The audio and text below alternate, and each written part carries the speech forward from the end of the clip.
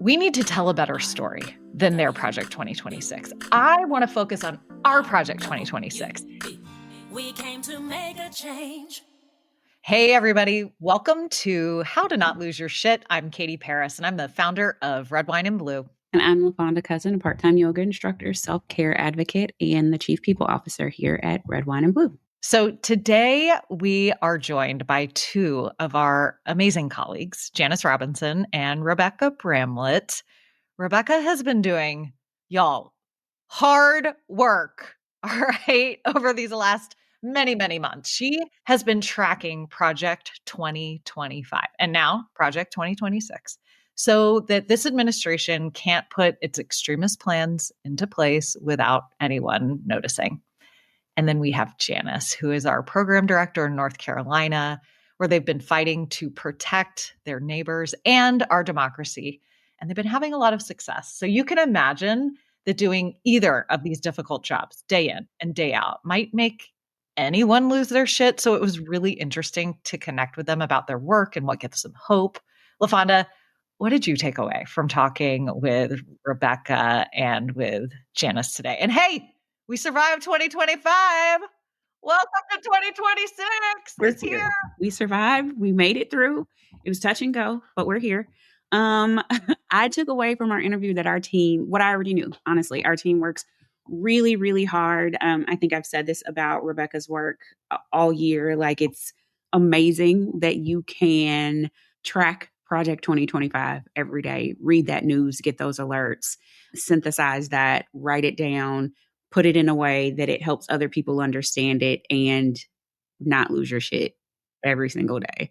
And the fact that she does that and has been doing that It's like a freaking magic trick. It's How's she pulling crazy. It's crazy.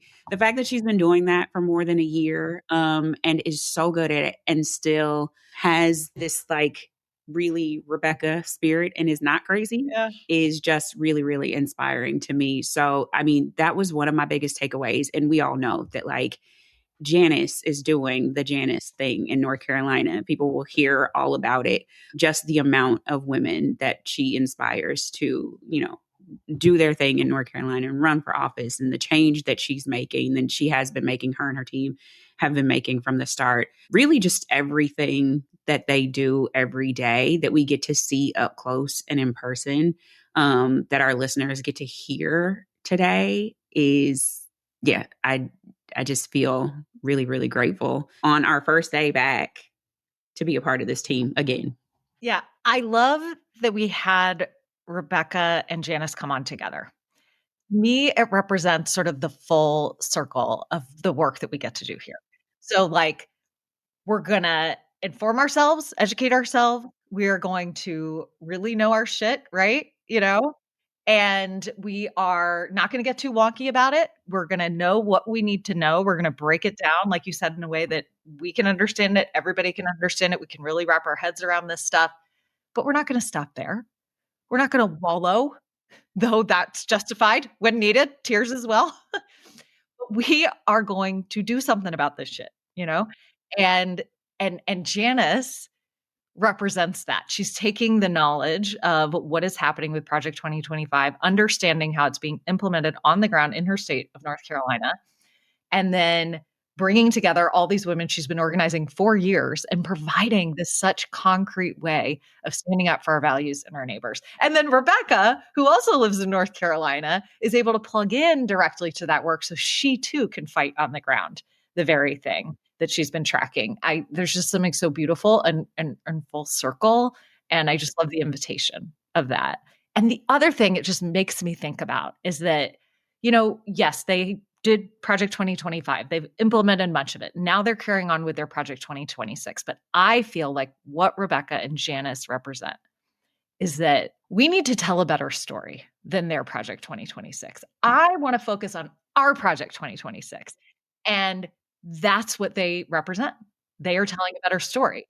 They are bringing people together who care deeply and giving them a way to channel that. And that is how we bring down the Heritage Foundation and their plans. I mean, listen, they're self-destructing a bit I saw in the news over the last few weeks that several of their board members have quit over their blatant, overt support for anti-Semitism, racism. They're falling apart, and we're not. We are not. We are united, and we are working together to stop this shit. And so that is the Project 2026 I am excited to build with you and with Rebecca and Janice. And this just feels like the perfect way to kick off our year because we're going to have to work real hard once again to not lose our shit.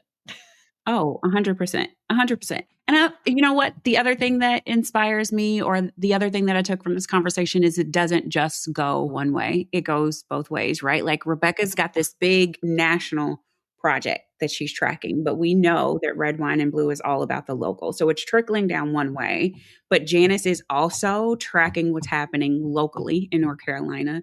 And Rebecca said that she's feeding that information to Rebecca, and Rebecca's using that information also in that tracker. And I think that's important too, is that like our team is not one that's like, what's happening? And everyone knows this, but like what's happening at the national level so we can inform what's happening local. Our team does the exact opposite. It's what's happening locally so that we can get it in our documents and so we can inform what's happening nationally. And I think that conversation, Rebecca said it really early in the conversation, this conversation really speaks to why Red Wine and Blue is so successful, is because it's happening both ways, and it makes the work so much more successful because it's happening both ways. It makes so much sense. The women we get to work with are so smart. So smart. So We are smart. lucky. Yeah. Every day. All right. Let's get into it. All right. We are going to take a break. And when we come back, we'll have our conversation with some of our favorites, Rebecca and Janice. Before we venture too far into the serious work of 2026, let's have a little fun. Join your Red Wine and Blue friends on Thursday, January 8th for a virtual trivia night where pop culture meets politics. We'll cover iconic moments, cultural touchstones, and some political headlines along the way. This is your chance to prove that all the social media scrolling was actually research, and to even win prizes for your impressive knowledge of everything from Stranger Things to the United States Constitution. Joy and community are how we sustain ourselves for the long haul. So let's kick off the year together with good company, big laughs, and a whole lot of fun. You can learn more and RSVP at redwine.blue or by clicking the link in the show notes. I'll see you there.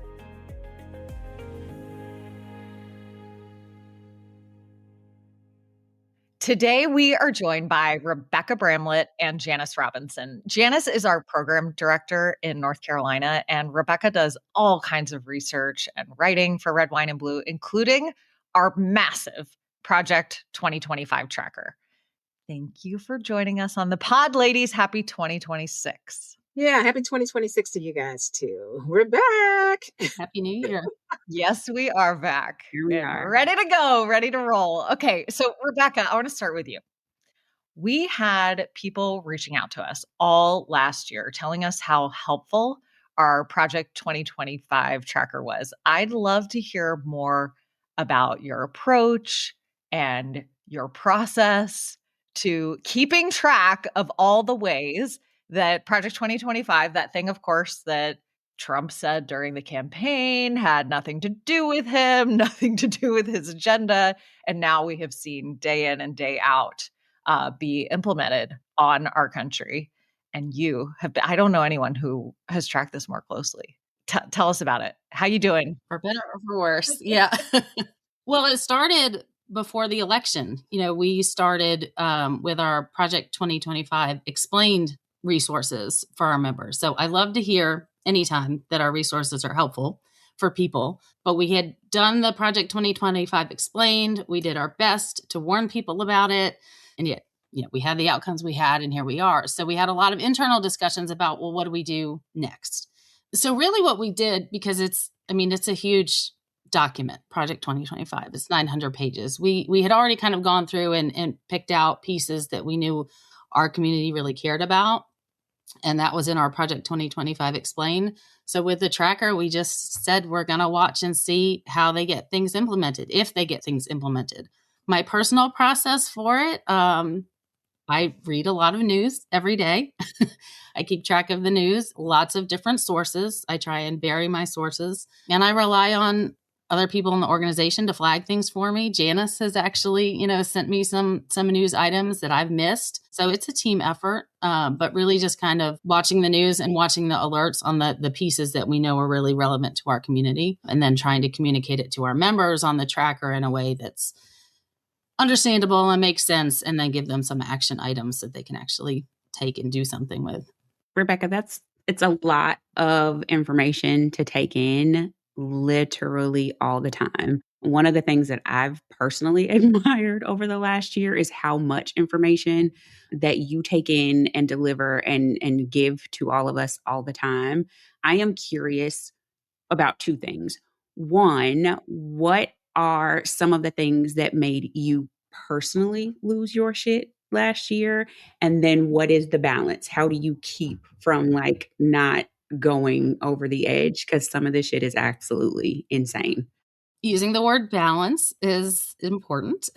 Mhm. And I do have to say, every piece of it makes me lose my shit a little bit. And it's really hard. I was preparing for this conversation and looking back through things, and like in just a couple minutes was able to list out, 20 horrible things that we've tracked. Mhm. So it is really hard. I will say a few of the things that like really gave me like physical, visceral response it was actually surprising to me too, was the extent to which Project 2025 and the actions the administration are taking towards environmental issues, and basically rolling back a lot of the regulations that have protected our environment. And that extends to our public lands, national parks. It's kind of one of those things you don't realize something's missing when it's missing. So like pollution, when you don't have it and your air is clean and the nature around you is beautiful, like you take that for granted, I think.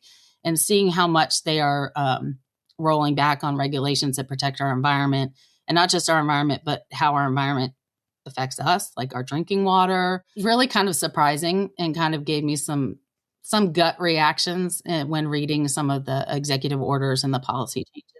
So that's one. The other is the work that they're doing that they say is towards election integrity. But some of the executive orders and actions they're taking towards elections processes and trying to take more control of elections. So I think that's really important going into 2026.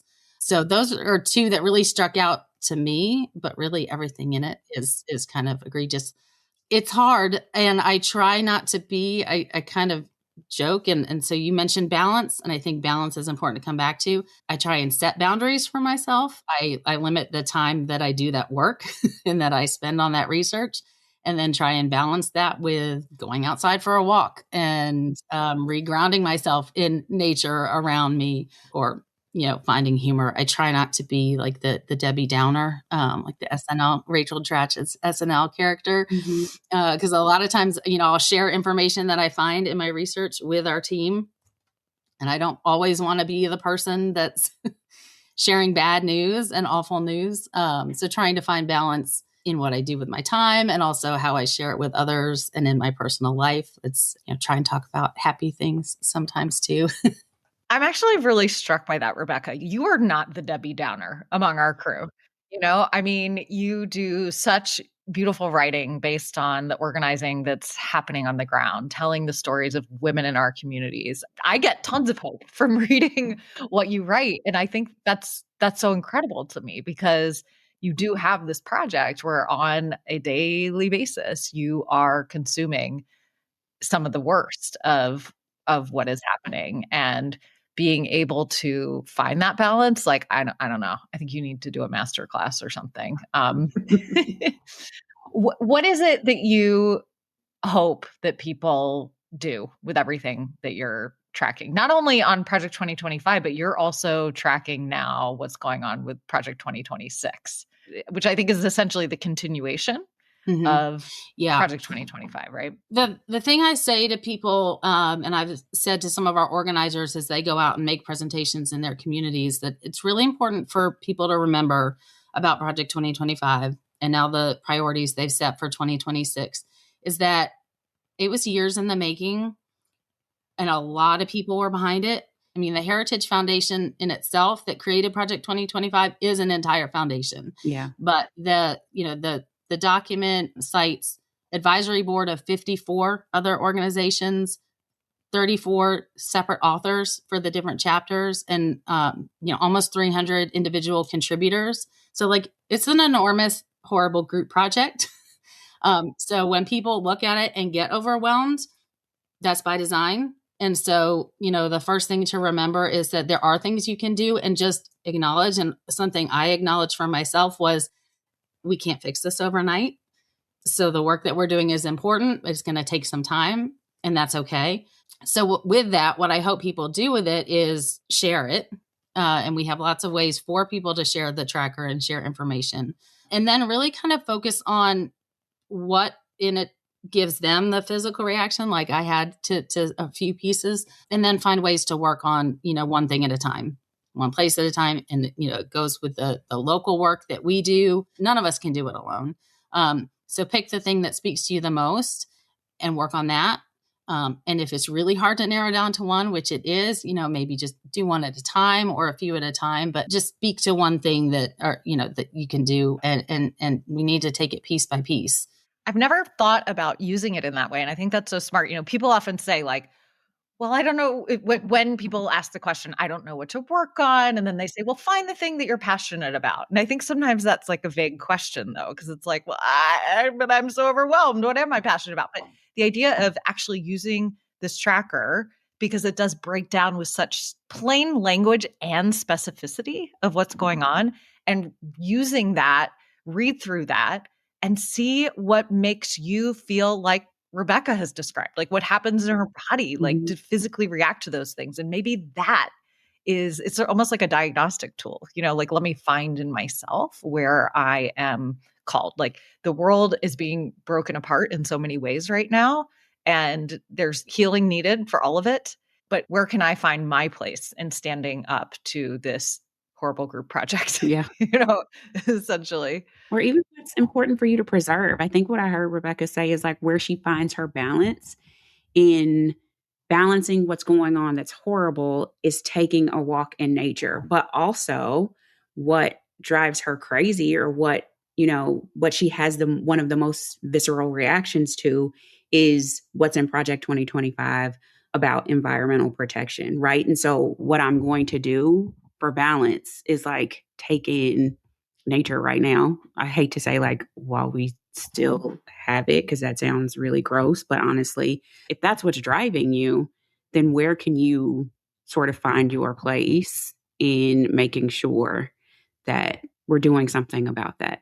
To me, the difference between, going through this, seeing the parade of horribles of this group project, the difference between reading through that and just feeling horrible and hopeless, and reading that and feeling a sense of hope, is seeing what I can do about it. And that's where I want to bring Janice in, because this is your superpower, Janice, working on the ground with your team in North Carolina.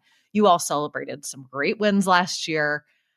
Tell us any stories you've got to give us. Like, you always give me hope, because that's exactly what you're doing, is taking these terrible things that are going on, whether it's in the state government, federal government, and figuring out how to channel people's passion for wanting to make a difference amidst the overwhelm. Do you have any stories you can share with us about what it's been like to be on the ground organizing in the midst of all of this?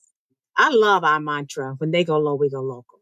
It can be so overwhelming when you think about it. And I've been involved in this space going on 12 years after the first time that an idiot got elected in my own personal space in here in North Carolina.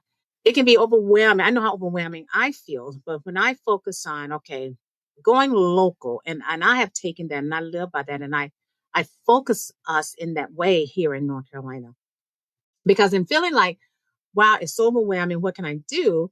I know that if I can get people, local elected officials, who will not capitulate and will fight for me, fight for us in our community, that's where my most power is. And so we center around that. I really like our taking a stand, red, white, and blue. When we took a stand and decided we're going to put our thumb on the scale when it comes to these primaries. And with that, we were going to make sure we supported more Black women to get elected too. And so we had 9 of our Black troublemakers got elected, 9 out of the 15. We put a call out and I said, okay, some of our troublemakers have been with us for 4 years or more. So, okay, it's time for us to step up and run for office because as women, we got to fight for ourselves. Nobody can advocate for you like you can advocate for yourself. So it's time for us to step up. I set a goal at the beginning of the year, 2025, to have at least 20. I had no vision. At least 20 troublemakers run for office. We had 26 to step up. So many of them won. That is so incredible. Many of these women had never done anything, show up at a local meeting a few years ago, right? Yeah, I remember when we first started our first year, Kate, and the first time the North Carolina team got together, we had our little retreat at Renee's house. And we realized our first year that so many of the women, because we were Red, White, and Blue strategically targets women who are not a part of the choir, women who, for whatever reason, have been reluctant to get engaged in the political arena. And we realized that so many of these women just had no clue how all of this worked. And so driving to Renee's house, we passed by the police academy. Our team came together, and I remember Tanya said, we need to do an academy. And we decided that we were going to start a civics one-on-one training. And we decided we would call it our Trouble Mavens Academy.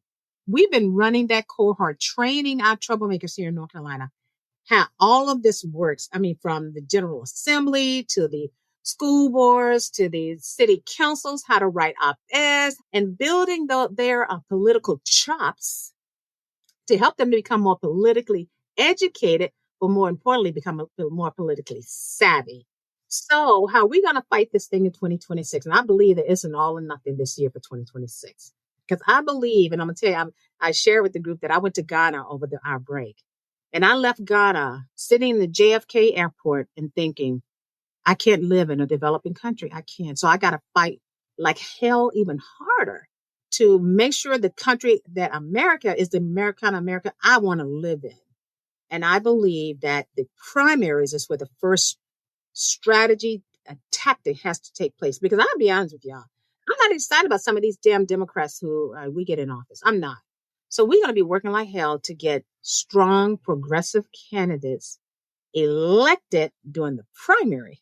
And then we're going to take it to the general. Yeah, it's incredible to think that when you started and we were just meeting up at Renee's house to figure out how to get more women involved in North Carolina. I didn't know that story about driving by the police academy. I love that.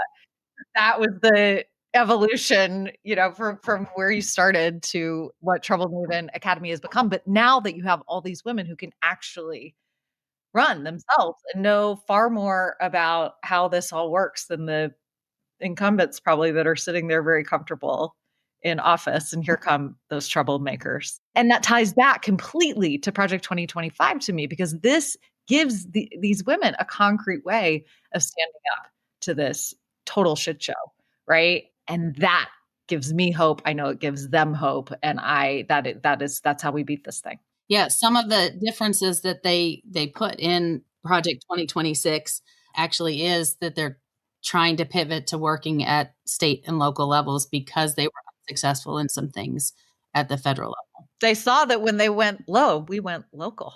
Yeah. Yeah. And a lot of what they're doing is just modeling things that, progressive organizations are doing. That's all we have to do. I think we have to go hard. The strategy, I tell people the red, white, and blue strategy works. It does. I've done it the other way. It works. Using relational organizing, getting people to talk to their friends, family, and acquaintances, to educate their friends, family, and acquaintances, and get them to the polls. It works. Listening to you talk, my only question is, when can we add you to the list of all of the people that are running? For years, people have been trying to get me to run for office. And this is what I tell them. I don't run for office because I'll be cussing people out. It's not going to be actually, no, that's true. And so I think the people are all right with a little cussing. Come on. Being cussed out. Well. And so I'm not the kind of person who's going to answer to everybody who wants me to be a certain way. I am who I am. I will not change for anybody. Well, you're modeling that for a lot of women who are running. And so maybe that's an even bigger impact. Yeah. Just Keeping it local and getting other people to run is working for us in North Carolina. So we'll take that. Janice, I do want to hear from you about how you have been working with women on the ground to stand up to ICE in North Carolina. Border Patrol was sent by the federal government into the Charlotte area where you live before the holidays, and you got organized fast. How were you able to do that? What happened? And do you have advice for others who are facing, a similar situation where they live?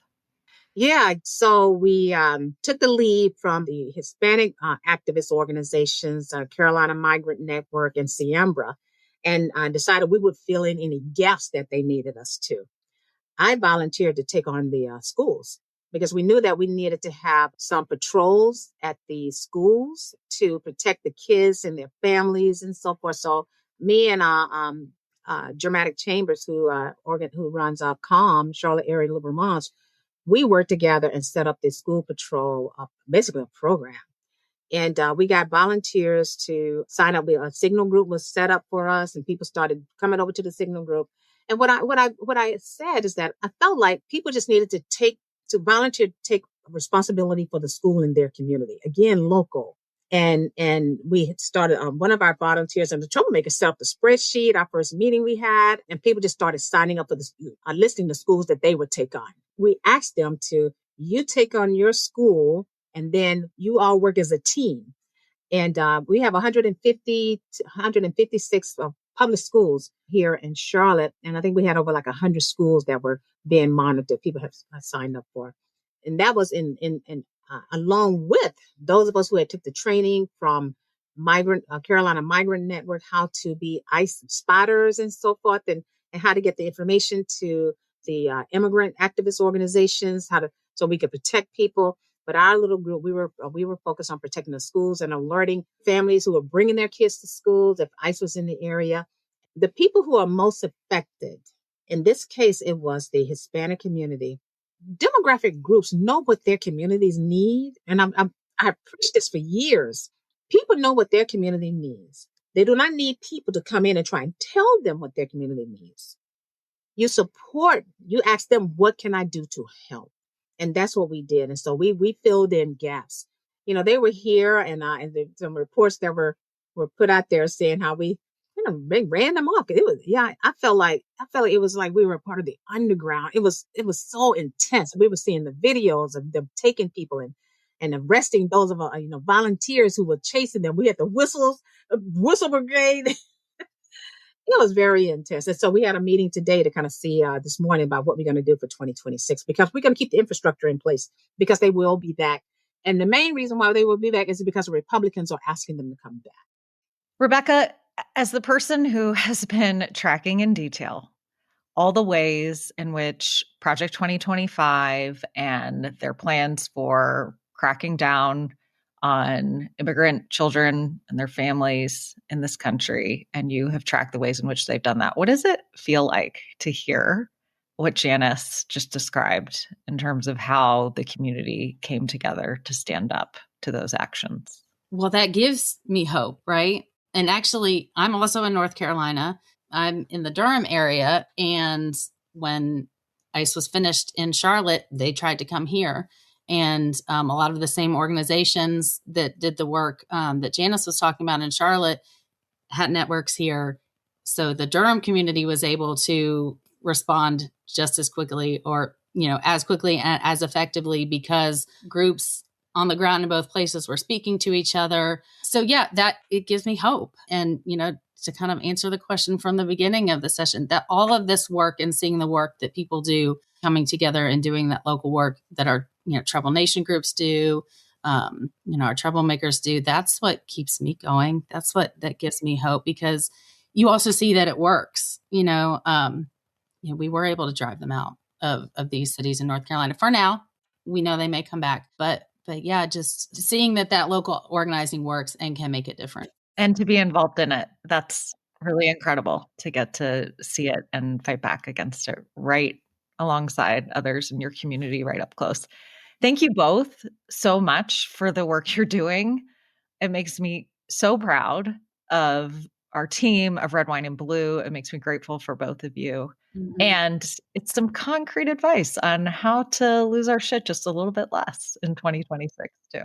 Thank you for sharing this with us and giving us all such concrete ways of not losing our shit. Thank you. Well, Thank you. Thanks for having us.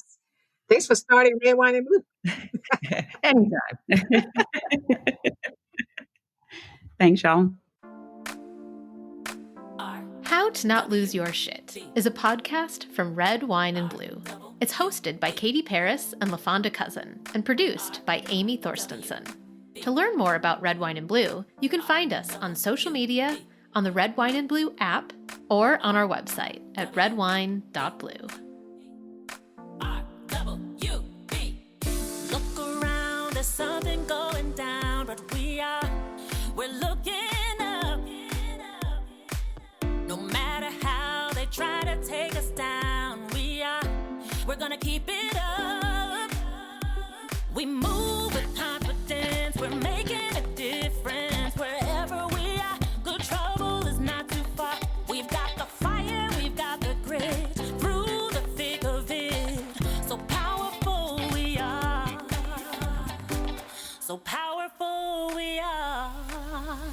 So if you see us coming, just know we're making a change and we're not running. No, we're not going away. We stand together and we can stop the rain. Just know that if we came to make a change. Make a change, make a change, make a change. Oh yes, we came to make a change. Make a change, make a change, make a change, make a change. Oh yes, we came to make a change.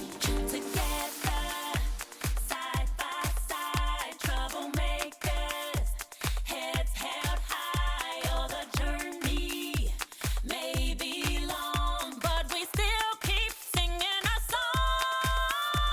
So if you see us coming, just know we're making a change and we're not running. No, we're not going away. We stand together. And we can stop the rain. Just know that if we came to make a change. If you see us coming, just know we're making a change and we're not running. No, we're not going away. We stand together. And we can stop the rain. Just know that if we came to make a change. Make a change, make a change, make a change. Oh yes, we came to make a change. Make a change, make a change, make a change, make a change. Oh yes, we came to make a change. R-W-B. We came to make a change. R-W-B. We came to make a change.